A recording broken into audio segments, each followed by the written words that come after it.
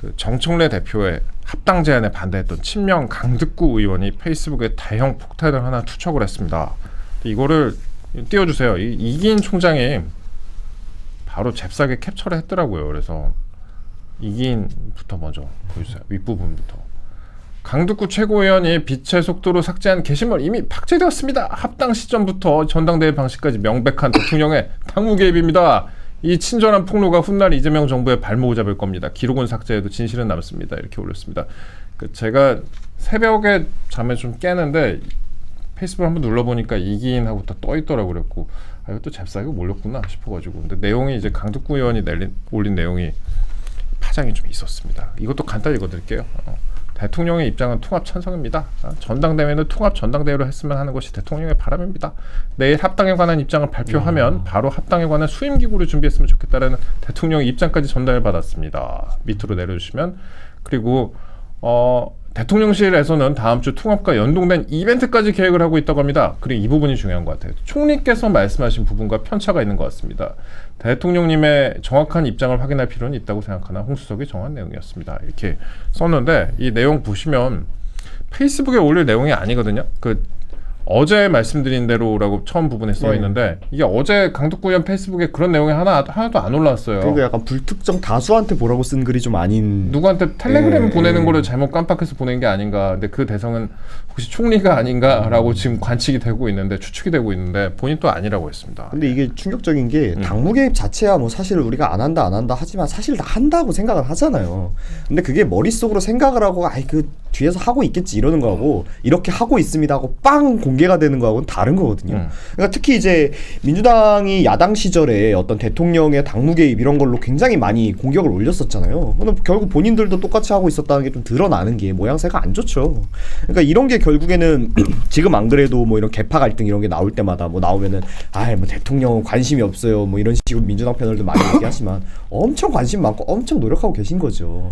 그러니까 뭐 이제 다 드러난 마당에 뭐가 더 중요하겠냐마는 이런 거에 있어가지고 우리가 좀 비판하는 의식을 가져야 돼요. 그러니까 대통령이 당무 개입 어쩔 수 없는 거는 맞습니다. 여당이라는 게 뭐 있을 수밖에 없는 거는 전 그렇다고 생각은 하는데 그래도 어쨌든 간에 당무하고 우리가 정부하고 좀 나눠놓고자 했던 이유가 있는 거잖아요. 그러니까 그런 걸 좀 다시 생각해 주셨으면 좋겠다라고 생각합니다. 보좌관이 올렸다.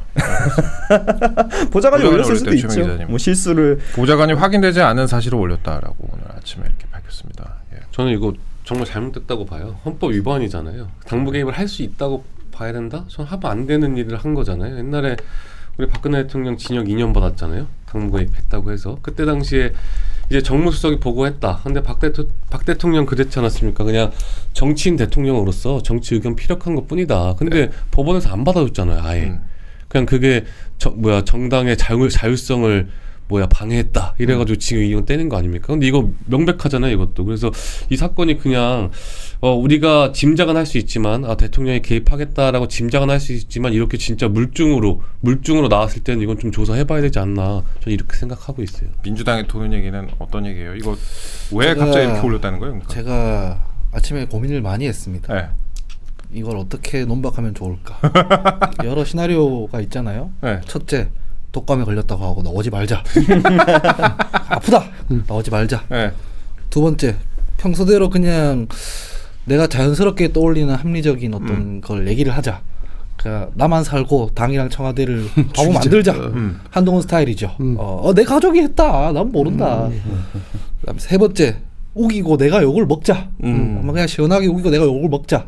그러면 네 번째, 당을 씹자. 청와대를 방하고 당을 씹자. 그래서 제가 고민을 해봤는데, 제가 여기 이 자리에서 한동훈 욕을 그렇게 했지 않겠습니까? 그래서 두 번째 거는 기각. 첫 번째 거는 다른 라디오 방송도 뭐 겹치고 해서 너무 많은 거를 취소해야 되더라고. 그래서 첫 번째도 기각. 그래서 두 번째, 세 번째 거를 적절하게 섞어서 얘기를 하겠습니다. 우기겠습니다. 우기고 욕을 먹겠습니다. 이거는 우리 당의 최고위원이신 강득구 의원께서 문제가 심각하다. 본인이 말한 대로 사실 확인도 안 된 걸 가지고 당무 개입으로 익힐 만한 여지가 아주 명백한 그런 게시물을 올린 거에 대해서 직을 걸고 사퇴를 하든지 뭐 그렇게 해야 될 것 같다 이런 생각 들고, 저도 보좌진 생활을 해봤습니다만 보좌진이 저런 정보에 접근할 수 없습니다. 네. 없어요. 뭐 죄송한데 강덕구 의원님 좀 바보 만들겠습니다. 강덕구 의원님 평소에 안 죄송하죠, 솔직히. 예? 안 죄송하잖아요. 댓글에 아니, 진짜- 하원기가 조용하게 말했다는 거짓말하거나 사실을 숨기려 한다는 의미. 예, 가만해서 들으세요. 어차피 여러분들은 민주당 투표 안 할 거기 때문에 네, 가만해서 들으세요. 좀 과하게 바보를 만들 거기 때문에 죄송하다고 하는 건데 제가 오늘 아침에 노발대발해서 알아봤습니다. 저런 걸 왜 실수하냐. 그러니까. 저거 읽어보면 포스팅이 아니라 누구한테 뭘 보내는 것 같지 않냐. 아니 이게 근데 제 이해가 안 돼서. 텔레그램하고 헷갈린 건가? 아니 근데 이해가 안 돼서 네. 이게 메시지를 누구한테 예를테면 이동재 기자님한테 보내야 되는데 실수로 단체방에 올리는 그건 할 수 있잖아. 아 그렇죠. 예. 근데 메시지 보내려고 하는 거를 담벼락에 올리는 포스팅 올리는 말이 안 그게 되지. 그런 착각이 어떻게 가능한가? 그래서 물어보니까 그러니까 강덕구 의원님 평소에 이거를 못 써가지고 이 글로 써가지고 보좌진한테 주면 올리고 그 정도로 좀 뒤떨어진대요. 뭐 그 말로 해주면 읽어서 하고 뭐 그렇대요. 근데 제가 그 얘기를 듣고 나니까 그러면 의정 활동이 아니라 아니 그 정상 생활은 되는지도 잘 모르겠다는 생각이 들더라고요. 근데 이 문제에 대해서 아침에 보니까 해명하는 게 뭐 사실 확인 안 했다. 그 뭐 나는 홍익표 수석 만난 적도 없다. 뭐 이러더라고요. 망상이란 얘기 아니에요? 아니죠, 전화를 한 거지. 네? 만난 적은 없는데 전화를. 전화를 했든 뭐 어쨌든 간에 다 사실이 아닌데 그걸 했다는 얘기면 이걸 뭔가 수습을 본인이 해주셔야 될 거 아니에요. 제가 하는 게 아니라. 그래서 저는 이 문제에 대해서 청와대를 방어하고 강덕구 의원님을 씹겠습니다. 수습 안 하고 계신 것 같은데 보니까 그냥 보좌관한테 퉁치고 왜냐면 그 보좌관 누군가 제가 또 캡처해봤지 그랬더니 그 있잖아요 그 강덕구 의원실 구글에서 치면은 이것도 띄워주세요. 띄워주시면은 띄워주세요. 정진태 보좌관 이분이 했다는 건가 그러면 선임 비서관 두 분 계시고 아니 네. 보좌관 탓을 할 게 있고 안 할 게 있지. 그러니까 정무수석이 보좌관 맞나요? 말도 안 되는 소리를 하고 있어요. 그냥 이게 실수했고 내가 망상에 뭐 의해서 그랬다. 이걸 사람들이 안 믿어주면 차라리 공작했다고 하세요. 제가 친청계를 발라내기 위한 공작을 했다 이렇게 하세요. 본인이 다 뒤집어 쓰시기 바랍니다. 네. 뭐 대놓고 억지라 그러니까 뭐라 말하기가 좀 그 그런데. 강덕구 의원 제가 경험해 본 바로는 흥분하면은 물불 안 가리는 스타일이에요. 그래요? 그러니까 전화 통화를 한번 보좌관이랑 그 기사 관련해서 전화 통화를 하고 있는데 그럼 흥분을 하지 마셔야 되니까. 흥분하는 정도가 보좌진들이 말릴 수 없는 정도더라고요. 그래서 경로하시는구나. 보좌진이 뭐 이러이러한 거 이런 것 때문에 좀 이렇게 수정해 주시거나 뭐 우리 쪽 입장을 좀 더 올려달라. 그래서 뭐 알겠어요. 근데 누가 갑자기 전화 받더니 아니 뭐 이러는 거예요. 그래서 누구세요? 그랬더니 나 강덕구라고. 그래서 그러신데 했더니 막 소리를 지르는 거 갑자기. 크레센도로 뭐 가짜뉴스 뭐 이러면서 그래서 내가 반말을 하더라고. 가짜뉴스는 본인이 지금 만들었는데. 우리 하원기 대변인 그럼 이따가 가짜 뉴스였으면 하는 거 아니에요? 진짜 그래서 가짜 뉴스였으면 하는 거야. 반말하셨어요? 그랬더니 내가 언제 반말했어? 그래서 이거 녹음돼 있다고. 그 정도로 그 옆에 보좌진도 당황할 정도로 그러니까 저랑 잘 해서 풀려고 하는데 옆에서 그냥 바로 전화 뺏어가지고 이런 식으로 결론은 어떻게 났어요? 그래서 뭐 그냥 그러세요 하고 끊었지 그냥. 그러니까 보좌관이 미안하다고 하면 전화 끊었는데 흥분하면은 뭐 안 보이나 봐요 앞에 눈앞에 뭐가. 그러니까 그래서 이런 일이 벌어지지 않았나. 그걸로 미뤄봤을 때는 민주당에서 강덕구 의원을 쉴드 칠 사람이 좀 있겠느냐 했을 때 제가 저는 있잖아요. 별로 없을 제가 거다. 당을 욕하는 건 참아도 나를 욕하는 건 못 참는 사람이라서 항상 당을 씹고 저를 보호합니다. 근데 이거는 안 되죠. 이건 뭐 하는 짓인지 모르겠어. 왜 이런 사고들을 자꾸 치는지 모르겠어요. 네. 그럼 이런 사고 쳐도 지지율에 별로 지장이 없으니까. 지지율에 지장이 없어도. 그러니까. 아니 근데 난 합당 이것도 제가 일관적으로 합당 안 될 거라고 얘기를 했어서 결렬이 되고 나서 잘 됐다. 봐라 내 말이 맞지 않느냐. 이런 얘기 하려고 준비를 하고 있었단 말이에요 어제. 내가 전망한 게 다 맞았지 않느냐. 근데 갑자기 저게 올라오는 거예요. 그럼 이제 프레임이 전환될 거 아니야. 짜증이 좀 많이 났었습니다. 강덕구 의원이 친명으로 포지셔닝 하고 싶어하는 욕망이 되게 많다고 들었어요. 그래서 제가 말씀드리는 건 매일신문 구독자분들은 이 사안에 대해서 별로 관심이 없을 거니까 이쯤하고 넘어가시면 어떨까 하는 어차피 조심스러운 제안. 길게 준비도 안 해놨어. 네, 네. 근데 예전 어차피 저는 계속 우길 거라서 네. 여러분 타격감이 없을 겁니다. 우리 당의 좀 분위기를 보니까 이거 그냥 넘어가려고 안 하는 것 아, 같더라고요. 그래요? 네. 이거 왜냐하면 우리 당이 한번 이걸 당했잖아요. 얼마나 우리 여당 때 진짜 당무 개입한다고 저 별의별 소리 많지 않았습니까? 근데 진짜 그때는 이런 얘기도 거의 없었어요. 거의 그냥 뜬구름 잡는 소리 정도였단 말이에요. 네. 그러다가 이제 최순실 개입 터지면서 이게 캐비넷 문건 나오면서 시작된 거잖아요. 그 사실이. 근데 지금 이거는 이 정도의 아주 자세한 메시지가 나왔고 그리고 정무수석이 계속해서 개입을 한 거, 그러니까 계속 보고받고 보고주고 뭐 이런 일들이 이루어지고 있다는 거 지도부랑 이런 것들을 우리 당에서도 지금 그냥 넘어가진 않을 거고 그래서 뭐 그냥 안 넘어가면 어쩌겠냐 어쩔 수는 없죠. 제가 어쩔 수는 없지만 이것이 정말 잘못됐다는 것을 우리 당에서 계속해서 이야기할 거니까 민주당에서 모르겠어요. 우기는 걸로 그냥 끝낼 수 있을지 민주당에서는 모르겠어요. 계속 강득구 의원님이 이상하다고 얘기할 겁니다. 그건 진짜 꼬리 자르기고 이게 계속 꼬리 자를 겁니다. 일부러 꼬리 자를 거라고. 실수한 척하면서 그냥 올렸다라는 그런 시각도 있는 것 같아요. 그럼 이게 총장 대통령 같은 매기려고 그랬다는 거예요? 누굴 매기려고? 실수한 척하고 그냥 올렸으면 정신 나간 사람이지. 아니면은 뭐 진짜 우리가 뭐 그렇게까지 어떤 2%까지 나가면 이분이 이제 합당 끝까지 반대파여가지고 이걸 망치기 위해서 뭐 공작했다는 말도 아니 안 어떻게 이렇게 개파별로 골고루 똥을 싸고 있는지 그러니까 말도 안 되는 소리고. 네? 그러니까 그때 당시에 뭐 민주당이 얘기한 대로 자기가 야당일 때는 당무 개입 이런 걸로 탄핵 얘기도 저는 했던 걸로 기억을 하는데 뭐 본인들 생각대로 뭐 대통령 탄핵감인가 아닌가 물어보고 싶긴 하고 그리고 차라리 그러니까 저는 좀 이런 거 그냥 좀 서로 그냥 익스큐즈하고 했으면 좋겠어요. 어차피 솔직히 막말로 우리가 대통령이 영향 안 끼치고 당무 개입하지 말라고 다 할 거잖아. 어차피 이재명 할 거잖아. 이재명은 합니다 하고 할 거잖아. 그리고 예를 들어 국힘에서 정권 잡은 다음에도 대통령 아니야 그럴 리가 없어. 오늘은 막 나가기로 했어 오늘? 아니 이재명 대통령 분명히 적을 보고 제떨이 던졌을 거야. 왜 가짜뉴스를 뿌리고 그래 이러면서. 멍치지 마. 왜 이런 걸 저기서 얘기하고 그러겠지. 응? 그러니까 어차피 대통령이 그렇게 하지 않을 수 없는 정치적인 구조라는 건 서로 좀 익스큐즈를 하고 그런 걸로 공격을 하지 말아야지. 그러니까 민주당이 항상 먼저 그런 걸로 물꼬를 트니까 점점 정치인들이 움직일 수 있는 범위만 나빠지는 거라고 저는 생각을 해요. 그러니까 본인들이 그런 거에 대한 업보는 좀 받으셔서 대통령께서 이런 거는 사과를 좀 하셔야 되지 그러니까 않나. 이게 강덕권도 이야기를 하고 있지만 지금 보좌관 실수라고 이야기하고 있지만 저는 홍익표 수석들이 어떤 이야기를 내야 될 것 같아요. 입장을 내야 될 것 같아요. 왜냐하면 지금 홍익표 수석이 전부 다 했던 이야기들이잖아요. 이것이. 그러면 자기가 했다 안 했다. 안 했으면 왜 했으면 어떻게 전달했는데 이게 잘못 전달된 것 같다라는 해명이 필요한 거지. 이게 강덕권이 그냥 보좌관이 잘못 올렸습니다. 이거 하나로 끝날 문제는 아닌 것 같아요. 왜냐하면 이건 위법 사항이잖아요. 네. 예, 이제 위법 사항이기 때문에 이것을 그냥 보좌관이 실수로 올렸다. 이 정도로 그냥 해프닝 정도로 끝날 일은 아니라고 저는 생각하고 있어요. 그건 수용하겠습니다. 네. 홍익표 수석께서 입장을 얘기하셔야 될 것 같습니다. 아니 강득구 의원이 홍익표 수석은 괜찮고요. 그 강득구 의원이 책임지면 됩니다. 그러니까 예. 그렇게 책임지라고 말한 사람은 괜찮고 말을 밖으로 흘린 사람이 문제지. 말한 사람이야 뭐. 그렇지 말자. 나 힘들다. 안 됩니다. 이런 왜? 사실은 없었다고 안 좀 됩니다. 해주자. 안 됩니다. 왜냐하면 홍익표 의원님은 우리 회사 행사에 와주신 분이기 때문에 아니, 그러니까 저희는 적극 지지합니다. 아니 나는 이제 예. 홍익표 맞아? 홍학표 아니야? 홍익표입니다. 홍익표 수석께서 원내대표 때 이렇게 오셨어요. 말씀을 하셔야죠. 난 강득구 만난 적이 없다. 강득구가 지금 공작하는 거다. 이거는 다 강득구 의원이 책임져야 된다. 그렇게 꼬리를 좀 잘라주시길 바랍니다. 네. 그러면은 오늘은 제가 욕 그럼 먹겠습니다. 강득구 사퇴해야 되나요? 의원직? 의원직이요? 네. 경우에 따라서는 이게 진짜 뭐 그런 적이 없는데 그런 적이 없어요, 저 참.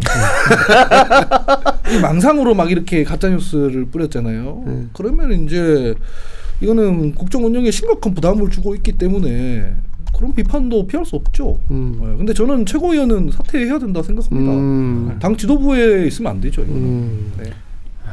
알겠습니다. 아우 속이 시원하다. 아 그래요. 예. 야 이렇게 우기는데도 정말 온화하게 대해주시니까 따뜻하게 대해주시니까 그 대상이 강득구니까 즐거워서 그래요. 상감으로 하니까 그럼요. 그때 딱 강덕구 의원이 뭐라고 했으면 저 아세요? 이렇게 했어야지. 이혼하셨어요 혹시? 저도 강덕구 의원님 모릅니다.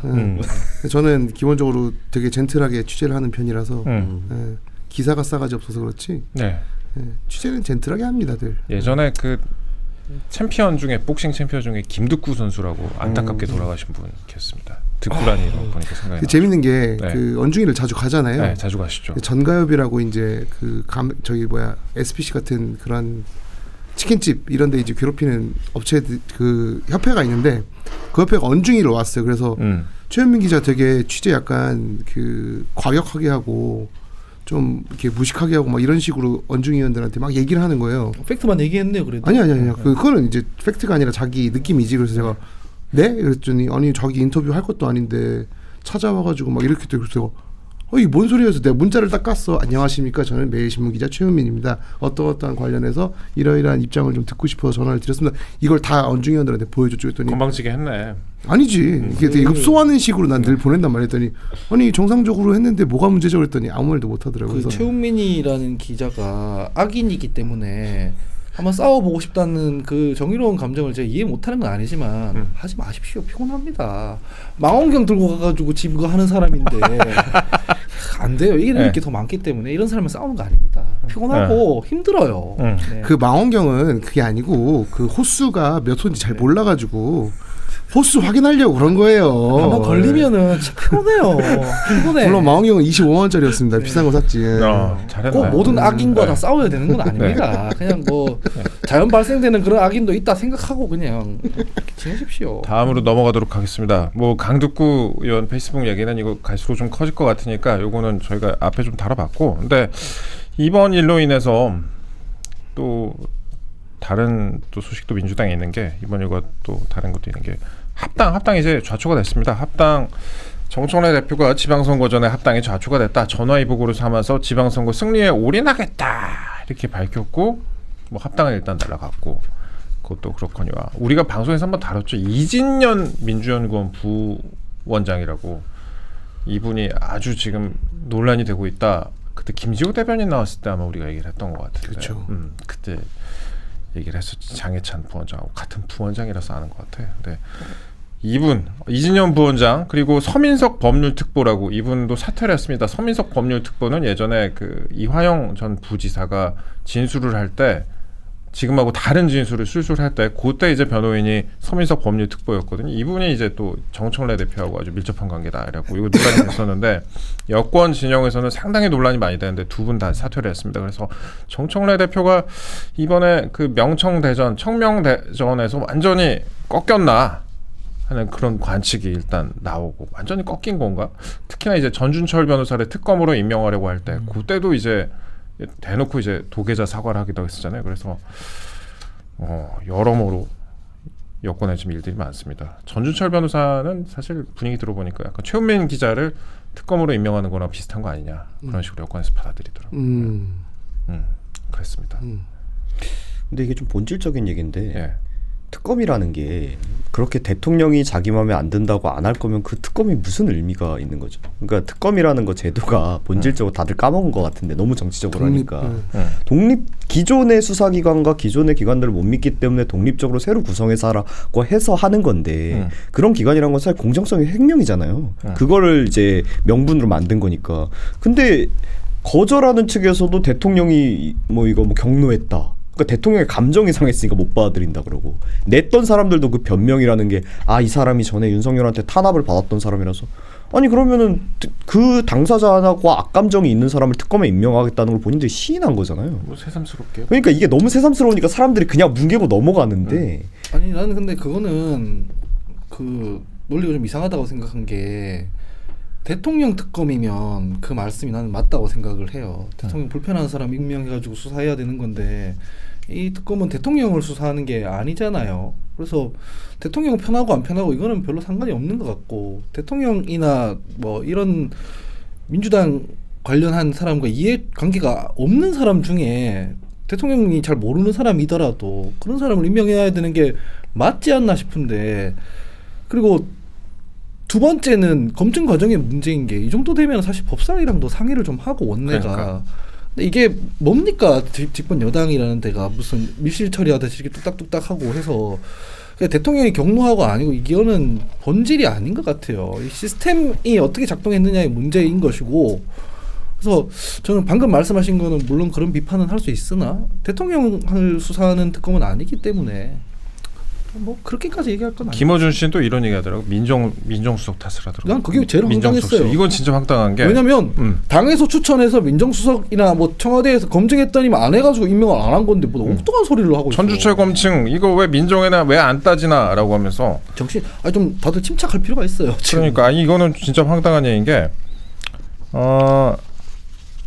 전준철 검증 왜 민정에는 안 따지나 이렇게 얘기를 하면서 전 변호사가 본인들은 문제 없다고 생각했어도 걸러냈어야 하는 건 청와대 민정이 했어야 하는 일이다. 그건 왜 안 따지나? 걸러냈잖아요. 청와대가 걸러낸 거잖아요. 걸러냈잖아요. 뭔 소리예요? 그게 좀 침착하게 얘기를 하는 게 좋겠어요. 전 변호사라고 하니까 전원책 변호사 같은 느낌이 드네요. 아니 좀 전원책 변호사 중요하시죠. 예. 네, 하여튼 예. 김어준 씨가 이상한 얘기를 하고 있는 것 같습니다. 여기서 속보 하나 또 뜬 게 있어갖고 좀 말씀을 드릴게요. 오늘 제 방송이 좀 두서가 없는데 속보 하나 뜬 게 있어가지고 이 대통령 내일 정청래 장동혁 대표를 청와대에 초청해서 오찬을 한다 이런 속보가 좀 하나 떴습니다. 깔라고 그러나? 글쎄, 뭐 이거는 잡돌이 한번 깔라고 하시려고. 그러나? 한 명은 가만히 있는데 한 명은 까고 뭐 이런 건가 그러면 그리고 있잖아요. 영화 보면은 내 성질 까먹었나 보네. 시계 풀면서. 속보 하나 또 떴는데 2차 특검 추천해 이 대통령 경로 청와대 경로한 적 없어 보도에 당황. 이건 누가 믿을까? 뭐 이런 정도의 내용이 좀 있었습니다. 예. 오늘 진땀 나는 진행 좀 어렵네요. 오늘 뭐 많아. 좀 애매한 부분들이 많아. 네. 하고 싶은 말 되게 많은데. 지금 우리 당이 너무 우리 진영이 전반적으로 네. 흥분해 있어요. 흥분해 있어서 여기저기서 막 사고를 치고 내선 안 되는 사고를 내고 쓸데없는 소리들을 하고 그렇습니다. 좀 사퇴하셨으면 좋겠다 그런 분들. 누구를요? 그런 잘못하신 분들이 포괄적으로. 김어준 유튜브인데 어떻게 사퇴를 시킵니까? 아니 김어준이야 뭐. 네. 지금 김어준 얘기가 나왔으니까 김어준 씨 관련해서 지금부터 좀 시작을 해보겠습니다. 이 어떻게 보면 팝콘 가게예요. 우파 입장에서는 김어준 씨가 대놓고 청와대를 공격하는 듯한 그런 워딩을 하기 시작했습니다. 그리고 박지원 의원은 김어준 유시민을 또 지적하고 나섰는데 이 얘기 간단히 좀 해볼게요. 제가 기사를 보니까 합당 무산의 친여 유튜버 분열 김어준 움직여도 지지층 안 쏠려. 박지원 합당 김어준 유시민 결국 안 통했다. 좌지우지 안 된다. 아까 말씀드렸죠. 김어준 전주철 검증 청와대 민정에는 왜 안 따지나 정청래 책임론 차단. 이게 우리가 뭐 우파에도 유튜브가 많이 있지만 그 여권에도 유튜브가 상당히 많습니다. 그래가지고 이 친여 유튜버들이 서로 책임을 탓하면서 분열 조짐을 보이고 있다라는 기사가 나와가지고요. 합당을 반대했던 방송인 이동형 씨는 색백자 이분은 정청래 대표의 합당을 긍정적으로 평가한 김어준을 겨냥을 했다. 그래서 예전 같으면 김어준 유시민이 움직였으면 지지층이 다 한쪽으로 의견이 쏠렸는데 안 쏠리지 않냐? 정 대표가 새로운 당원들을 생각하지 못한 거다. 이 사람들은 이재명을 보고 당에 들어온 사람들이다. 문재인과 조국에 대한 부채가 없는 사람들이다. 이 색백자 이동영 씨도 상당히 세력이 좀 크잖아요. 그래서 김어준하고 이제 갈라지는 건가 싶은 생각이 들어요. 김어준 손절론 이런 것도 얘기가 많이 나오고 하는데 이거 민주당 내 분위기는 어때요? 저는 워낙 소수 의견이라 가지고. 네, 소수 의견. 저는 김어준 씨가 민주당 내에 영향력이 큰 사람은 맞아요. 네. 근데 흐름을 바꾸는 사람이었던 적은 없거든요. 이 얘기를 사석에서 뭐 기자들 만날 때는 얘기를 해줍니다. 예. 근데 마치 그 김어준 씨가 우리 당의 흐름을 바꾸는 것처럼 사람들은 알고 있잖아요. 근데 김어준 씨는 원래 문재인 대통령 밀었었고 그렇지. 조국 대표에 대한 그 어떤 편향적인 지지를 하는 사람이란 말이에요. 근데 당원들이나 지지층이 이재명 대통령 밀어버리니까 이재명 대통령으로 아예 헤게모니가 넘어가지 않습니까? 그 흐름을 바꿀 수 있는 사람 같으면은 김어준 총수가 사실 그런 일을 안 만들었겠죠. 진영에서 이제 힘이 좀 빠지는 거예요, 그러면? 아니 원래 그랬다는 얘기예요. 그러니까 제가 얘기하는 건 뭐냐면 그 이를테면은 전한길 씨나 고성국 씨는 이제 흐름을 만드는 사람이 아닙니까? 사실상 당 지도부한테 3일 내로 뭐 입장 내놔라 이런 분이잖아요. 흐름을 만들지 못하고 전혀 만들지 못하고. 아니 그런데 사실 못 그런데 만들고 싶어하는 사람. 논란은 만드는 것 같아요. 김어준 씨는 그런 적은 없어요. 뭘 없어요. 아니 당 지도부에 3일 내로 입장 발표해라 뭐 이러거나 아니면 당 지도부에 도전하는 사람이 나는 당내 누구 인사 대신 김어준 공천하겠다 이렇게 하는 경우는 없었어요. 한 번도. 아, 플레이어로 뛰지 않았었다고. 제가 말씀드린 건 네. 뭐냐면 김어준 씨의 좌표를 어떻게 봐야 되냐면 흐름을 만드는 사람이 아니라 큰 흐름에 편승했을 때 가장 영향력을 크게 발휘하는 사람이에요. 흐름 자체를 바꾸는 사람이 아니라 네. 이게 미묘한 차이가 있잖아요. 있죠. 만약에 우리 당에 있는 큰 흐름이 이재명 대통령 쪽으로 가고 있어요. 그 물줄기를 바꿀 수는 없어요. 다만 거기에 올라탔을 때 가장 크게 소위 코인을 가져가죠. 네. 그런 정도의 얘기거든요. 근데 지금은 제가 봤을 때 김어준 씨는 흐름을 바꾸려고 하고 있어요. 이게 불가능한 일이거든요. 제가 이 방송 나왔을 때 명청대전 없다고 계속했는데 그걸 이제 문 대변인이나 이런 분들이 우긴다고 표현했어요. 근데 이건 진짜 그거는 제가 우긴 게 아니라 우긴 거 맞았잖아 결국. 뭔 얘기냐면 명청 갈등이나 충돌이 있으면 그건 개파 간 갈등이 아니에요. 대통령이 참는 거지. 일방적으로 그냥 꼭 참는 거예요. 집권 1년차 대통령 이길 수 있는 사람 없습니다. 그건 아시잖아요, 기자님도. 근데 지금 밖으로 막 명청대전 막 이렇게 노정되는 것처럼 보이잖아요, 충돌이. 그거는 대통령이 참는 거예요, 그냥. 대통령이 성질 내기 시작하면은 흐름 못 뒤집습니다. 지금 제가 봤을 때 김어준 씨나 유시민 작가나 이런 분들이 나와서 선을 넘어가고 있어요. 말하는 것들이 좀. 저는 여기에 대해서 근본적인 불만이 있고 말이 너무 길어지기 때문에 말씀 듣고 또 이어서 하겠습니다. 아니 뭐 별로 대단하게 다른 얘기 하려고 했던 건 아니고 이게 흐름을 예전에는 이끌어가는 사람이었다고 생각해요. 김어준이라는 사람이. 근데 이제 화무시비롱인 거죠. 이 사람도 이제 본인이 가지고 있는 영향력이 영원하지 않은데 흔히 얘기하는 뭐 색백자라든지 이런 분들처럼 지금 그 흔히 얘기하는 뭐 민주당 유튜버 층도 이제 많이 커진 대형 좀 개파가 많이 나뉘었어요. 뭐 매불쇼니 뭐니 여러 개가 있잖아요. 그러니까 예전같이 본인이 김어준 한 사람만 손가락 딱 까닥한다고 그쪽으로 다 가는 분위기가 아닌 거는 점점 그렇게 이런 거는 그렇게 돼 왔던 시절인데 근데 이제 얘기하신 대로 그게 원래 못 그랬다라고 생각하진 않고 저는 원래는 그게 됐는데 이제 안 되는 구간까지 왔는데도 못 내려놓고 있다. 자기가 바꿀 수 있다라고 아직 내가 영향력이 있다라고 생각을 하는 것 같아요. 그러니까 여기에서 얘기하신 대로 정말 그 사람이 이제 흐름을 못 바꾸는 사람이게 인증이 박히면 뭐 흔히 얘기하는 세대교체, 좋게 얘기하면 세대교체가 일어나는 거고 민주당 내부 그런 어떤 지지자들의 스피커들 사이에서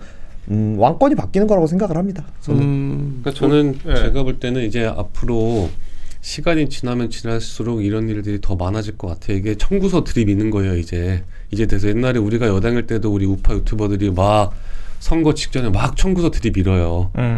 어떻게 해야 된다, 어떻게 해야 된다. 지금도 드립 밀고 있지 않습니까? 근데 지금 뭐 큰 의미가 없는데 아까 말씀하신 뭐 전한길 씨나 이런 분들이 우리 당의 흐름을 바꾸진 못해요. 이제 그분들은 전 어떻게 평가하냐면 우리 당에 약간 우파인데 사각지대에 놓여지신 분들이 있었어요. 있다고 봐요, 지금도.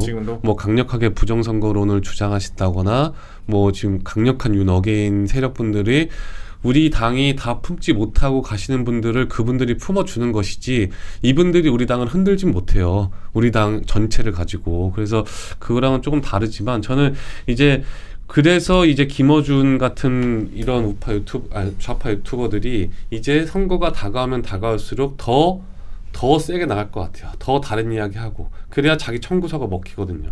그러니까 자기 청구서를 더 강력하게 들이밀기 위해서 더 세게 이야기할 것 같다는 생각이 들고 지금 우리 당이랑은 좀 상황이 달라요. 우리 당은 지금 뭐 유튜버들이 우리 당에 청구서 들이밀 수 있는 뭐 그런 상황은 아니고 근데 제가 밀고 있는데 뭐 안 들어주는 거 제가 말씀드리는 거는 이게 문제가 없다고 말씀드리는 건 아니고 가령 이 뉴미디어 미디어 환경의 변화 때문에 생기는 일종의 뭐 부산물 같은 문제인데. 근데 댓글에서 엄청 뭐라고 하는데. 아니 그게 그러니까 흔들지 못한다는 얘기 이런 얘기하면 이제 지지층들이 화가 나는 거죠. 근데 이런 부분이 있어요. 그러면 당에 영향을 못 미치는데 왜 지도부 최고위원이 그 개인 유튜버한테 전화해가지고 뭐 형님 좀 참아주십시오. 이건 전략입니다. 그럽니까? 그러지 않잖아요 보통. 보통 그거를 끊어냈던 국민의힘의 유일한 사람은 제가 봤을 때 이준석 하나예요. 이준석 하나라고요. 근데 그거를 자꾸 뭐 너네는 김어준이 문제인데 우리는 사실 문제 없다 이런 건 눈 가리고 아웅인 거고 우리도 마찬가지죠. 흐름을 못 바꾼다는 얘기한 건 뭐냐면 김어준 총수의 팬덤이 크잖아요. 흐름을 못 바꾸지만 거기에 개별 의원들이 출연하면은 유권자들한테 홍보가 된단 말이에요. 표가 있으니까. 표가 있잖아요. 내가 공천받고 싶어요. 만약에. 그래서 당선되고 싶어요. 당선되고 싶으면은 좋은 지역구 공천 받는 게 제일 낫고 경선에서 이긴 게 낫잖아요. 제일 빠른 방법이 뭡니까? 유권자가 많은데 나가서 홍보하는 거 아니에요. 그 김호준인 거잖아요. 이 미디어 환경이라는 건 인정하고 들어가야 되는 거지. 이게 뭐 당신네 정당은 청구서가 들이밀어지는데 우리는 아니다 이래버리면 사실이 아닌 거니까 서로 젊은 사람들이 그런 문화들을 바꿔나가려고 노력을 해야 되는 거 아니냐 이 얘기를 하는 거예요. 아니 저는 뭐 김윤수 최고위원 얘기가 뒤에 있나 해가지고 뒤에 얘기를 안 했는데 뒤에 아니 우리 어제 그제 다 그 얘기했어. 그 얘기를 해가지고 오늘 안 하셨구나. 그리고 그거는 그럼 어제 그제에서 뭐 국힘 쪽에서 결론이 좀 어떻게 났어요? 아직 안 났죠. 그냥 결론 없죠. 이제 결론 없고 이제 이제 뭐. 네. 그러니까 뭐 이거 맞는 얘기라고 생각해요. 그게 진짜 청구서가 안 들어야 되면 그런 식으로 할 필요는 없죠. 근데 저는 뭐 끊어내려고 노력은 하고 있는 거기 때문에 뭐 거기에 그렇게 디테일하게 비판하고 싶지는 않은데 다만 이제 제대로 끊어내는 모습을 보이려면 결국 그런 것도 감당을 해내야 되는 거죠. 그러니까 청구서가 없다고 말할 수는 없죠. 이게 있지 않고서야 그렇게 뭐 끌려다닐 필요가 없는 건데 근데 그거 갚다가는 지금 당이 날라가게 생겼으니까 안 갚겠다고 하는 거 아닙니까? 근데 그거는 알아서 이거 잠깐 이제 하원기 뭐라고 해야 돼요?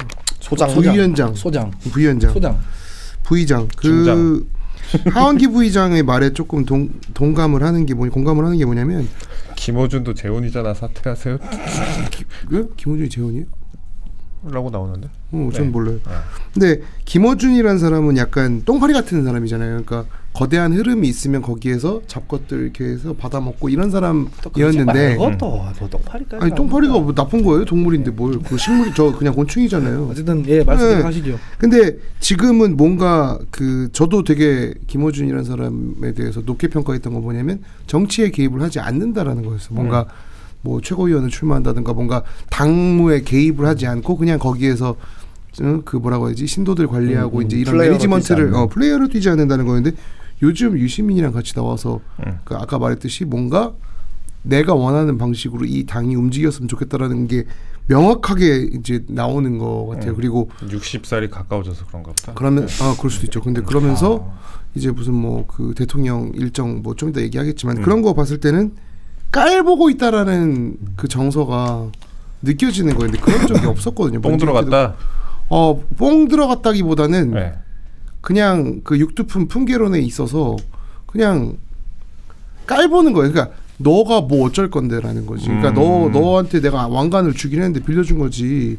이런 마인드셋이 보이는 거예요. 처음으로. 지금 대통령 그러니까 두품이 좀 낮으니까. 그렇죠. 그러니까 그러니까 문재인이나 뭐 이런 전직 대통령들 보면 이렇게 존중이라는 게 있어요. 좀 경외스럽게 생각하거나 아니면 조금 두려워하거나 이런 보이지 않는 그 상하 관계까지는 아니더라도 그게 있었는데 요번에 지금 대통령실 깔보고 요렇게 하는 거 보면 이건 완전 내 바닥에 있다라는 그런 스탠스가 보여서 이거는 위협 뭐라지? 조금 잠깐 위험하다는 다른 분들 반응을 좀 말씀드리면은 그 이상호 고발이 뉴스 이상호 이 아저씨가 조국 사면부터 이번 합당까지 보이지 않는 김어준의 손이 있었다라고 얘기를 하면서 이제 이따 얘기하겠지만 엠바고 파기에 대해서 비판을 했고 그리고 보이는 손이었지. 보이는 손이었지. 그다음에 최경영 아시죠? 알죠. 이 사람은 이상한 씨. 플레이어가 되고 싶으면 플레이어를 해야지 언론인 척하면서 판을 짜는 건 부정직한 일. 근데 언론인 척한 적은 없는 것 같은데. 근데 김어준이랑 그 최경영 그다음에 저 이상호 이 사람들은 결이 다르잖아요. 그래도 최경영이랑 이상호는 기본적으로 저널리즘에 있던 사람이니까 조금 결이 다르단 말이야. 그러니까 또 그 있잖아. 기자들은 또 유튜버들에 대해서 약간 무시하거나 이런 게 있단 말이에요. 그러니까 여기에서도 지금 균열이 생기는데 옛날에 균열이 있더라도 말을 입 밖으로 안 내보냈는데 지금은 이제 슬슬 말하면서 싸우고 또 우리의 풍향계 권력계의 풍향계 박지원 그렇지. 가우 같은 이분이 이제 동탁에 있다가 또 어디 갔다가 이렇게 몸을 의탁하다 갑자기 이제 김어준에게 칼을 들이밀었다. 물론 이런 글을 쓰기 전에 분명히 김어준한테 전화해서 나 이런 거 할 거니까 약속대전 좀 하자 이렇게 얘기를 했을 사람이긴 하지만 그럴 부류의 분이 어쨌든 풍향계에서 이렇게 박지원 풍향계가 또 작동을 하고 있는 걸로 봐서는 요번에 저도 이거는 그래도 김어준이랑 민주당의 관계를 10년 넘게 본 사람으로서 뭔가 균열이 처음 생겨 나간다는 게 느껴지는 거죠. 근데 저희가 방송을 나가 보면 그 사실 그 방송에 호의적이지 않은데도 불구하고 불러주는 데가 오른쪽에서는 여기 맨날 여기 망하라고 하잖아요. 그다음에 민주진영에서는 뉴스공장 정도였는데 나갔거든요 예전에. 나가면은 욕이 막 올라와요. 저는 이제 그 수박이라고. 뭐 그렇죠. 대변을 안 우리는 하니까. 이제 욕보다 칭찬이 더 많은 세상이 돼버렸는데. 아니, 저도 시작해서 대형기라고 돼버렸는데. 시작해서 앞에 패널들 팔목까지 분지르면 이제 그때부터 이제 칭찬으로 바뀌고 하는데 피곤하죠. 저는 매주 그래야 되니까. 근데 그때 당시에 느낀 감상이 신기하다고 생각했어요. 나를 왜 부를까? 왜냐면 여기야 뭐 나오고 싶어하는 사람 없고 억지로 다 나오는 거지만 뉴스공장은 나오고 싶어하는 사람 되게 많거든요. 그렇잖아요. 우린 뭐 한두 명이 아닐 거 아니에요. 거기 다 나가고 싶어 하는데. 그럼 웃돈 주고 네. 나가려고 우리도 하지. 국힘은 좀 나오고 싶어. 욕도 많이 먹었어요. 쟤를 왜 갖다 쓰냐고 막 욕도 많이 먹었어요. 내가 뭐 나가고 싶어서 나간 것도 아니고 아마 그랬는데 그런 점을 보면은 그런 노력은 그래도 하는 것 같다는 생각을 제가 했었어요. 아 그래도 개파나 이런 게 아니라 별도의 플레이어로서 뭐 그 작동을 하려고 하는구나. 근데 보통 유튜버들 진영에 기울은 유튜버들 그렇게 안 하거든요. 여기도 마찬가지인 게 왜 나 여기 사실 앉혀놓고 싶겠어요. 맨날 장동경 욕하고 그러는데. 그래서 그런 생각을 가지고 있었어요. 느슨하게. 근데 최근에 나온 얘기들은 예전에 조국 그 대표 방어의 연장선이에요. 제가 봤을 때. 이거는 좀 생각을 버려야 되는 게 뭐 예전에 열린민주당이랑 합당하거나 이럴 무렵이 있었어요. 열린민주당이랑 민주당이 위성정당이랑 이렇게 선거가 나갔었는데 그때 김어준 씨가 주장했던 게 뭐냐면 몰빵론이었습니다. 열린민주당 안 된다. 그냥 민주당 위성정당으로 다 같이 가야 된다. 우리가 일단은 뭐 과반 의석 먹고 가야 되는 거지. 아무리 우당이라도 뭐 이런 논조였어요. 근데 그 이전 총선에서 조국 혁신당이 나왔잖아요. 분할 매수하자는 주장이었어요. 우리 그래도 민주당만으로는 안 되니까 조국 혁신당도 힘을 실어주고 뭐 이렇게 얘기했어요. 그러면 논조가 바뀐 거잖아요. 근데 논조가 바뀔 이유가 뭐가 있습니까? 조국 혁신당, 조국에 대한 애정이라고밖에 저는 생각을 못 하거든요. 정서를 이해 못 하니까. 근데 그런 것들이 계속 켜켜이 쌓여 오다 보니까 지금 이런 것들이 계속 나오는 것 같아요. 저는 부적절하다고 생각합니다.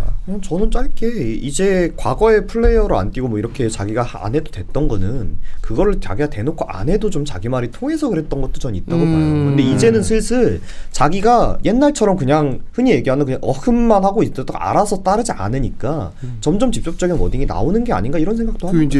이제는 쫄잖아. 네. 나이 쫄지. 드니까. 그러니까 그 쪼니까 이제 재판 가갖고 이동재 같은 기자가 쫄지 마 이렇게 얘기하는 거지. 차도 막 지구공 타고 오고 막. 그러니까 이제 자기가 과거에 누렸던 게 이제 본인도 살짝 아닌 거는 알아가는 것 같은데 그걸 받아들이지 못하는 과정이지 않을까 싶어요. 최우민 기자한테 제가 여쭤보고 싶은 게 최우민 기자 열린공감 TV 이 사람들하고 알죠? 알죠. 밥도 먹었죠. 아니 김어준이 열린공감 TV 허위사실 유포를 고소한다고. 누가 누구를 뭘로 고소해? 아 이게 열린공감 TV가 유시민 씨하고 김어준 씨가 윤 전 대통령 내외와 식사를 했다 이런 의혹을 제기를 했다고 합니다. 방송에서. 뭐라고요?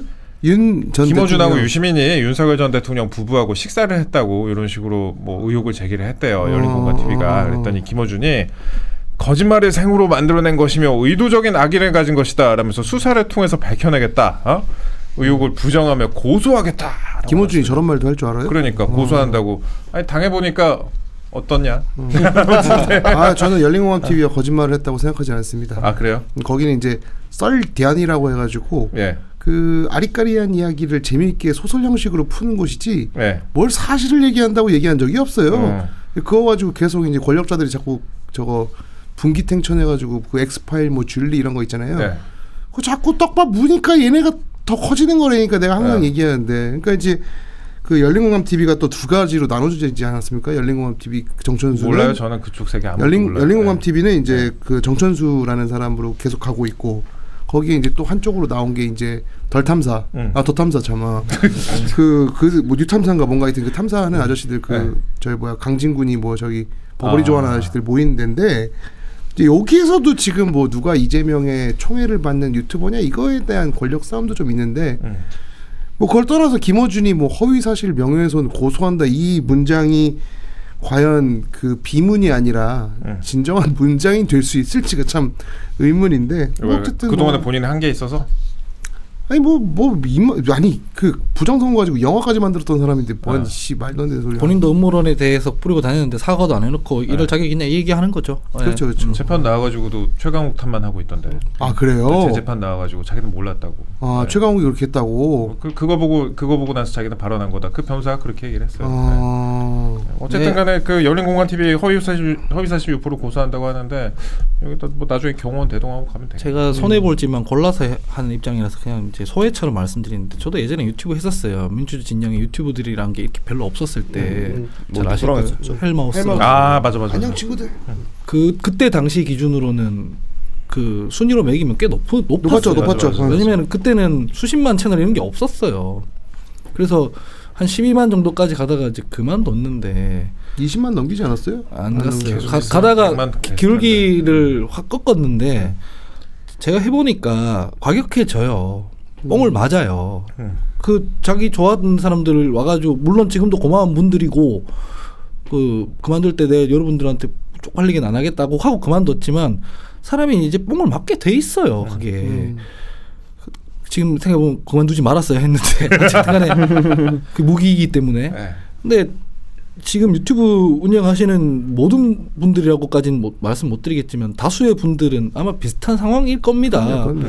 처음에는 본인이 주도해 간다고 생각하실지 모르지만 나중에는 그 구독자들 눈치 봐가지고 본인이 진짜 소신껏 말 못합니다. 그게 과격해져요. 지금 미디어 환경이 예전과 달라져서 유튜브 이제 다 없애고 뭐 규제하고 이거 불가능하잖아요.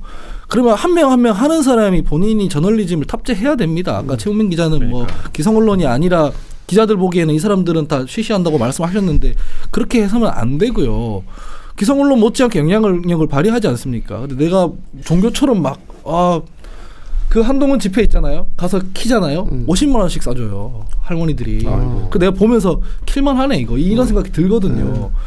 이런 것들이 지금까지는 이제 우후죽순 나왔지만 정리를 좀 해야 됩니다. 이제 보수든 진보든 간에 문제에 대해서 턱 까놓고 얘기하고 필요하면 규제 방안에 대해서도 논의하고 이래야 되는 거지. 거기 표 있다고 의원들이 나가는 게 문제인 거 아니에요, 사실은. 저도 그 얘기 좀 해보고 싶었는 게 뭐 우리 채널이야 최우민 기자나 저나 그냥 기자 신분으로 월급 받고 일하니까 뭐 그리고 또 한마디만 잘못하면 또 어디서 또 오라고 하고 막 끌려가고 막 그런 거 당하니까 어느 정도 얘기를 하는데 이게 이 선이 있어요.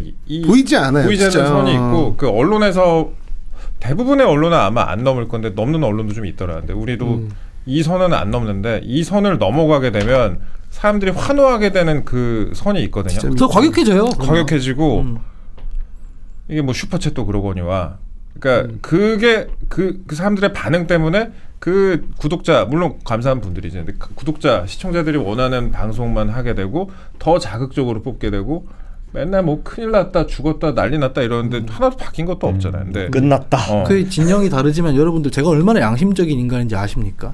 유튜브 그때 당시에 유튜브 그렇게 치고 올라가다가 그만둔다는 거는 제 이익을 포기하는 거잖아요. 돈을 포기하는 거 아니에요. 지지를 포기하는 거고 그게 제가 하는 활동이 말로는 이제 공익이라고 하지만은 조금 더 과격해지면은 해악을 끼치겠다고 스스로 판단하는 거 아니에요. 이제 정지할 필요가 있다고. 근데 그 남들은 다 그러고 살더만.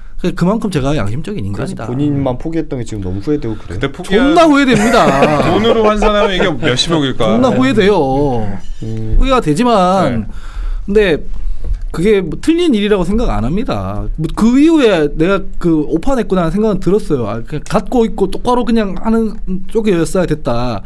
그래야지 이걸 가지고 뭐 이렇게 맛부터 보기라도 하는 건데 지금 뭐 제가 채널이 없으니까 방법이 없잖아요. 채널이 그냥. 없어지진 않았잖아요. 그러니까 그거는 같이 하던 거니까 쫑 하고 난 뒤에 뭐 그냥 뭐 그런 거고 하여튼 새로 만들면 되지 그럼. 새로 만들면 되냐. 그게 그 때가 있어. 새로 만들면 되는데 새로 만들어서 이 논조로 하잖아요. 10년 걸려도 구독자가 안 늘어요. 왜냐하면 유튜브라는 건 한 편을 딱 정해놓고 그냥 가야 되는 거거든요. 근데 그게 사회적으로 뭐 이롭지 않잖아요, 사실. 그래서 네 방송도 빨리 망해야 된다고 제가 하는 거 아닙니까? 좋은 것 같은데. 매시문 채널에 하원기 소 채널 하나 만드는 거 뭐 건의를 해볼까? 그러면 저기 같이 와야지. 저희 경빈 씨도 같이 와서. 험지수당이나 주십시오. 경빈 씨랑 같이 와가지고. 돈이나 올려주십시오. 소비정님이 험지수당 달라는 걸 참 길게도 말하는구나라고 이렇게 언급하셨습니다. 아니 근데 진심입니다. 그 댓글에 동재형도 국힘 유리한 여조만 쓰다 떨어지면 언급 안 하면서 정확하게 아셨네. 뭐 그래도 저희는 거짓말은 안 하잖아요. 기사에 기반해서 저희는 취재에 기반해서 얘기하잖아요. 뭐 거짓말은 안 합니다. 거짓말은 안 합니다. 근데 편집권은 네. 기자 고유의 권한입니다. 아니 그 뭐 다른 언론사도 그리고 뭐 보수나 진보는 똑같습니다. 기자 네. 언론 윤리 요강에 봐도 네. 취사 선택을 한다라고 되어 있습니다. 네. 그래서 여기가 고급스러운 말로 말씀하셨네. 위원장님 오시기 전에 이 여기 나오는 패널들 제가 이 팔목가지를 다 분지를 수 있던 이유는 여러분들 덕분이에요. 제가 일부러 여러분들이 싫어할 만한 얘기를 막 걸거든요. 근데 그러면 정치인들은 소신껏 말 못해요. 그렇잖아요. 거짓말하게 돼 있어요. 맞아요. 제가 그냥 이상한 놈인 거고, 제가 그냥 내놓은 자식이니까 그런 거고. 그러니까 여러분들도 네. 듣기 싫은 얘기한다고 너무 뭐 그렇게 아니지. 듣기 싫은 얘기하면 다 구독 취소하고 그냥 이 방송은 망해야 됩니다. 유튜브 얘기는 저희가 잠시 후에 조금만 더 하도록 하고요. 근데 근데 이제 와서 또 유튜버가 문제야라고만 할 수도 없는 게 그쵸? 그동안에 또 대선 때나 총선 때나 보면 유튜버 덕도 많이 봤잖아요. 해먹고 결제를 안 하려고 그러면 그건 문제가 생기죠. 이게 그러니까 상도덕적으로. 복잡한 문제인데 잠시 후에 얘기를 좀 더 이어가 볼게요. 근데 그 유튜버 탓으로만 돌리는 것도 참 그렇고 이게 좀 복잡한 부분입니다. 복잡한 부분인데 이게 언젠가는 한번 정산의 시점이 다가오지 않을까 생각을 했는데 그때가 또 다가온 것 같고. 저는 근데 이거 규제하자 아까 이제 하은기 부의장이 말씀하셨는데 아니, 규제하자는 아니에요. 네, 뭐 정리하자지. 이제 그런 정리하자. 근데 저는 그 표현의 자유가 더 중요하다고 생각해서 그냥 이런 허위 사실 방송하는 것도 그냥 동화. 그냥 자기 전에 지지자들 맘 편히 보는 동화로 해놓고 거기에서 더 이상 이거를 오버그라운드를 끌고 오지 않는 정도의 그런 우리 사회가 만들어놓은 선이 좀 있었으면 좋겠어요. 그걸 다 같이 지키자라는 보이지 않는 약속이 좀 있었으면 좋겠는 거지. 한번 여기 선동이 돼버리면 이 그게 안 가상의 되니까. 현실을 실제로 믿어버리니까 그게 문제야. 근데 네. 그럴 수는 있었는데 그런 사람들의 이야기를 가지고 이제 이걸 오버그라운드로 갖고 올라오지 말라는 거죠. 아니 그걸 유통해 가는 사람들이 더 나쁘다고 생각해.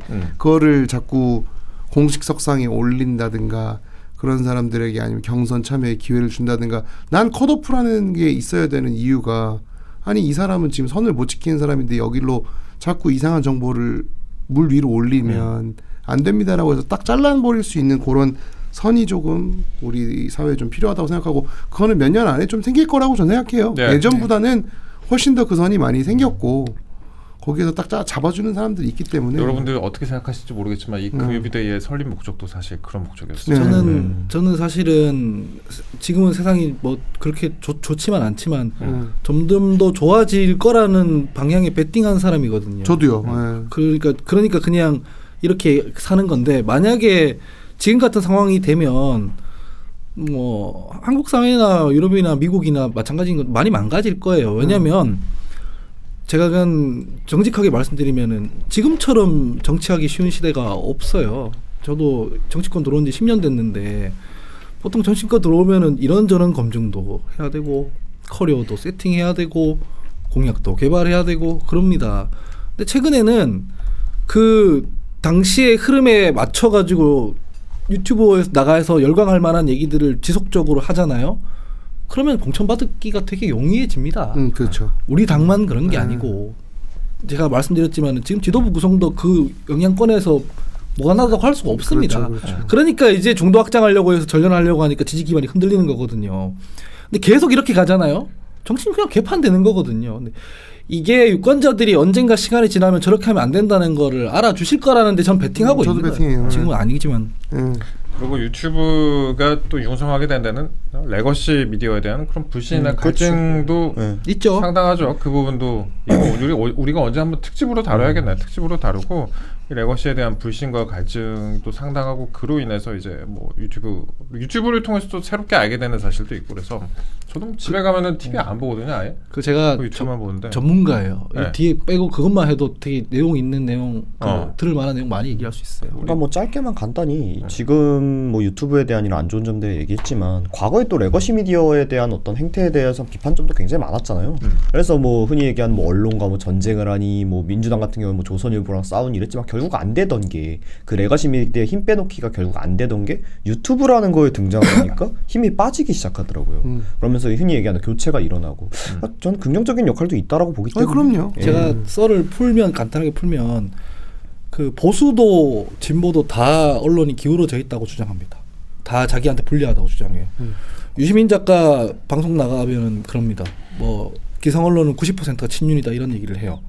그다음에 보수 진영에 있는 사람들도 TV 매체 전부 다 좌파한테 장악당했다 이 얘기를 해요. 이상하잖아요. 어느 쪽에 기울어져 있다는 거냐. 이게 어떤 거냐면은 그 역사가 다 다른 건데 이명박 정부 때 이제 미디어법 통과된 후로 민주 진영에 있는 사람들은 진작 뉴미디어로 다 넘어갔어요. 트위터로 넘어가고 팟캐스트로 넘어가고 그 낙검수 그때 생기는 거잖아요. 그래서 우리 진영 사람들은 뉴스를 뭘로 소비하냐면 핸드폰으로만 소비합니다. 근데 핸드폰에 뜨는 뉴스들은 인터넷 뉴스잖아요. 인터넷 뉴스 만드는 게 쉽잖아요. 생각보다 돈 있는 분들이 만들어요. 그러니까 보수에 좀 편향돼 있어요. 그럼 어떻게 되냐면 우리는 언론개혁 얘기할 때 그럽니다. 최순실 보도는 몇만 건인데 조국 보도는 왜 수십만이냐. 이거 언론이 불공정한 거 아니냐. 그래요.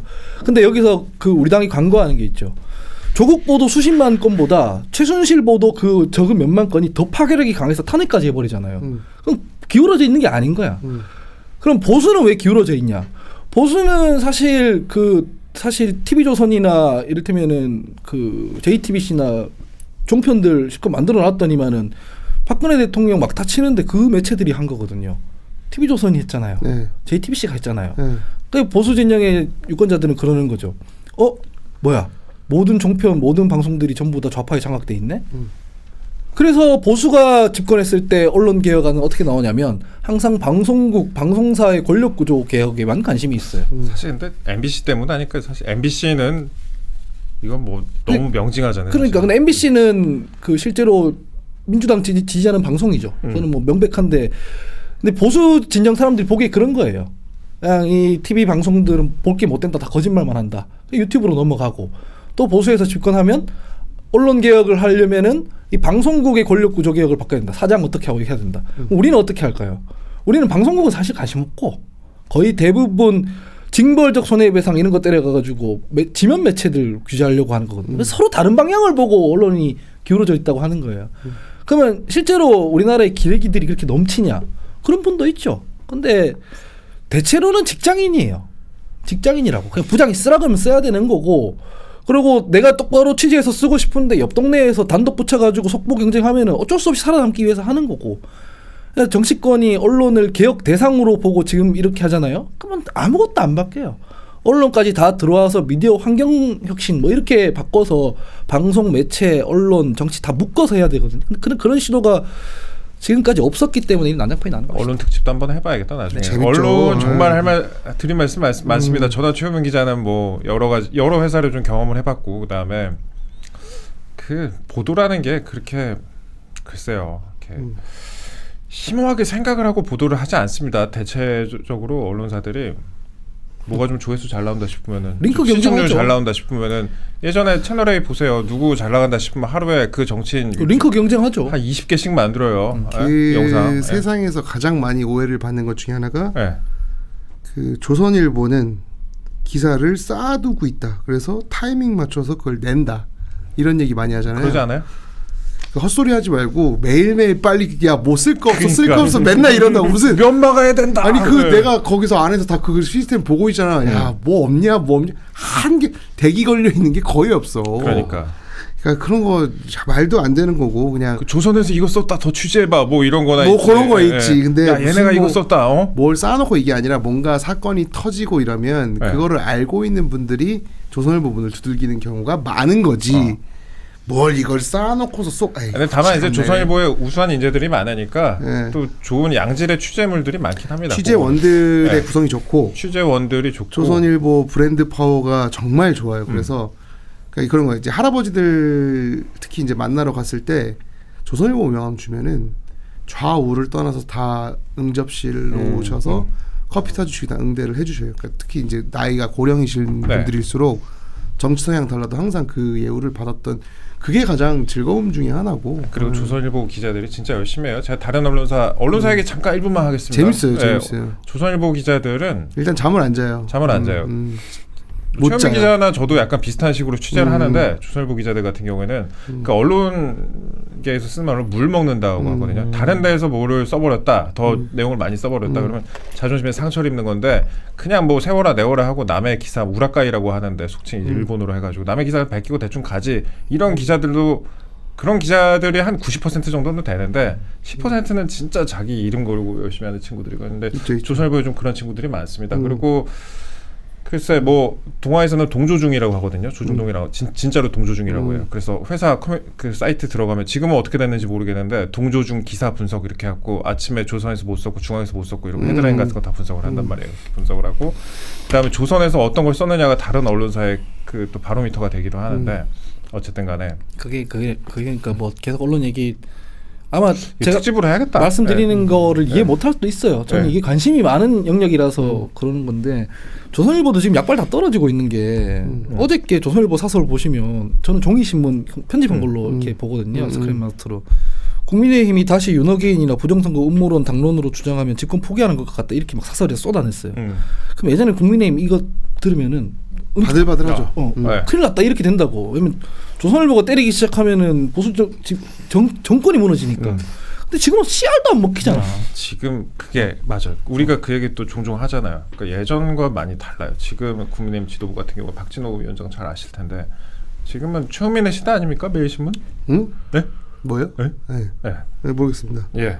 어쨌든 간에 그 얘기는 우리가 진짜 날 잡고 해야겠다. 날 잡고 한번 하시죠. 날 잡고 한 시간 정도 충분히 솔직히 내가 선배들 눈치만 안 보이면 조선일보 무엇이든 물어보세요. 한번 해보지. 되게 재밌거든. 근데 이제 그거 하면 또 전화하고 너 자꾸 밖에 나가서 조용히 안 해? 그래서 알겠습니다. 아니 이제. 근데 매일신문 입장에서도 기회일 수도 있어요. 지금은 각 정론지라는 게 사라졌거든요. 무주공산이에요. 그렇죠. 뉴미디어랑 다 섞여서 기성매체도 뉴미디어 그 유튜브 하고 막 이러잖아요. 여기서 신뢰 받는 사람이 다음 해경원이 이니셔티브를 가져가는 거죠. 근데 전부 다 지금 각자 싸우고 있는 근데 거죠. 이제 저는 그렇게 생각해요. 이제 기자들 이건 대한민국 기자들의 문제인데 기자들이 유튜브 나오거나 어떤 자기 영역의 취재 외에 다른 거 하는 걸 굉장히 싫어해요.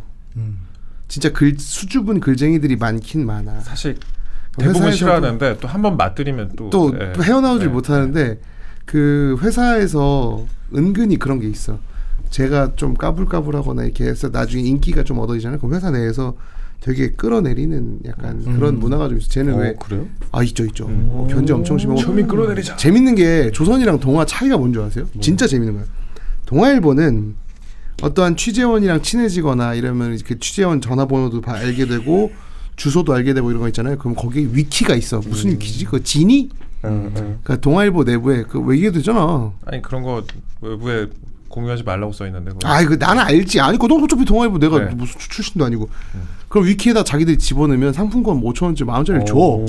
그래서 주소 뭐 그 뒤에 데이터베이스가 되게 좋아요. 신기하다. 그래서 예전 정치인 막 삼김시대 정치인 이런 집 주소 이런 게 쫙 나와 있어서 한 달 동안 가장 많이 입력한 사람 3만 원 상품권 뭐 주고. 그래서 이제 검색할 수 있는 DB가 있어. 조선일보는 옆에 있는 사람한테 그 사람 전화번호 물어볼 때 안 가르쳐줘. 그게 두 회사의 결정적인 차이예요. 아니 근데 오늘 이게 저 진짜 재밌게 듣고 있는데 여기 세 분이 다 들으면 재밌을 거예요. 들으면 재밌을 거야. 근데 사실 그냥 본인들이 재밌어요.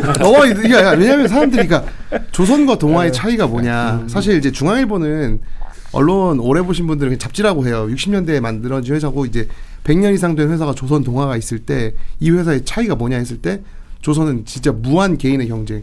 옆에 있는 사람이 실실 웃고 인사하더라도 둘은 마음속에는 경쟁을 하고 있어요. 그래서 서로 정보를 오픈하지도 않고 서로 도움이 되는 정보를 잘 이게 안 해주려고 하는 편이고 동아는 우덜식 해가지고 정보 다 하나의 바다로 만들고 이런 까지만 드리자면은 제가 예전에는 그 일선 기자 생활을 많이 할 때 그때는 한때는 최민 기자 알 거예요. 그러니까 단독 쓸 게 너무 많아갖고 솔직히 쌓아놓고 썼던 적이 있어요. 있죠. 취재가 물 들어온 날이 너무 잘 될 때가 있어. 물 들어올 때가 있지. 내가 단독 쓸 게 한 5개 정도 있는데 나는 오늘 한 개밖에 소화를 못해. 근데 남이 쓸 것 같아. 그럼 후배들 다 뿌려줬어. 와, 엄청 좋은 선배님이네. 걔네 그걸로 이제 기사 썼고 이달의 기자상 이런 거 타고 이제 딴 데 이식하고. 하룻밤 놀고 하루 놀고 그냥 보고하고 하루 기사 써놓으면 노니까. 조선에서 그런 거 없습니다. 이렇게 좋은 선배님이셨는데. 아니 그러니까 최우민 기자도 악인이긴 하지만 어쨌든 저널리즘 뭐 여기서 고민이 많은 거예요. 답답한 부분도 있고. 근데 우리가 말하지 않는 진실이 있거든요. 그것만 말하고 이제 그만할 건데. 그렇죠. 우리도 그만할 때가 된 것 같아요. 뭐냐면 핵심은 결국 거기 시장이 있어서 다 하는 거거든요. 그렇죠. 네, 시장이 그게 저희 정치권이나 언론이나 고민일 거예요. 뭐냐면은 클릭이 나오니까 거기 사람들이 그렇게 하면은 선거 나가서 공천 받는데 유리하니까 그런 거거든요. 그 보시는 분들이 시장에서 잘 걸러줘야 궁극적으로 해결될 문제일 겁니다. 그리고 언론의 원래 사명은 시장이 없는데 사람들이 봐야 될 뉴스를 만드는 데 사실 언론의 기본적인 그게 있죠. 근데 그런 시대가 아니게 됐죠 이제. 아닌데 그래도 기자들 다 조금씩 바쁘더라도 노력해줬으면 좋겠어요. 저는 그래서 그래요. 그런 약간 댓글도 5개 달리는데 되게 주옥 같은 기사들이 있어요. 가끔 와 이런 기자는 그럼 자기 일과 시간 외에 그런 거 했을 거란 말이지. 그러면은 저도 참 이름 꼭 기억해 놓거든요. 그런 기자들은 이 사람 남들이 안 보더라도 꼭 사회가 봐야 될 기사를 쓰는구나. 이런. 그러니까 아까 이동재 기자님이 처음에 가졌던 올림픽이랑 비슷한 거예요. 3사가 동시에 컨소시엄 마련해가지고 나올 때는 가격이 싸니까 3사에서 올림픽 볼 수 있잖아요. 룰을 깨고 한 명이 던태어버리면 이제 다 같이 망하는 거 아니에요. JTBC에서만 하니까 올림픽 안 보잖아요. 단독 경쟁 다 같이 멈춰야지 이제 양질의 기사로 승부하는데 한 명이 룰 깨고 뭐 하기 시작하면은 다 받아 쓰게 되는 거니까. 그러니까요. 라운드업 한 번만 하자면 이 주제 이제 마무리하기 전에 라운드업 한 번만 하자면 그러니까 기존 레거시 미디어에 대한 그런 갈증이나 불신 때문에 또 유튜브가 확 커지게 된 점도 무시 못한다. 이것도 다 분명히 있다고 말씀을 좀 드리고 그러니까 기존 레거시 미디어도 여러분 잘 아시겠죠. 기존 레거시 미디어도 또 유튜브로 와버린 상황이고 그렇죠. 뭐 우리라고 다른 게 아니지만 다 경쟁하는 그래서, 거죠 뭐. 네. 우주공산 한 가지 주제 뭐 조회수 잡힌다 싶으면 그런 거 막 20개씩 30개씩 만들고 사실 우리도 이기인 총장 김현지 실장 관련해서 잘 나갈 때 그때 이기인 총장 잘 부려먹었습니다. 저희도. 네. 저희는 항상 준비되어 있으니까 언제든지 불러주십시오. 제가 봤을 때는 2000년대 이후에 입사한 사람들이 각 언론사 부장이 됐을 때쯤에 그러니까 2030년 정도 되면 많이 바뀔 거예요. 언론 문화. 왜냐하면 그 전까지는 신문이 말하는 게 사실이고 진실이었거든.